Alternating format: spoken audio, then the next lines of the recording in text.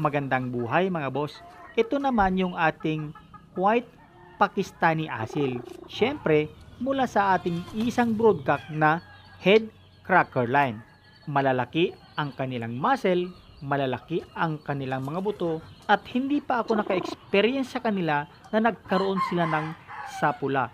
Masisipag silang maglimlim at mababait sa kanilang mga sisiw. Doon po sa mga interesado na magpalahi ng linyadang ito, ang tip ko lang sa inyo mga boss ay huwag na huwag nyong huhulihin yung inahin kung nandun yung kanyang broodcock. Dahil yan po ay kanyang ipagtatanggol at kayo ay kanyang papaluin. Huwag na huwag nyo rin pong hahawakan yung kanilang mga itlog dahil ito ay kanilang tutukain at uubusin lahat. 8 sila.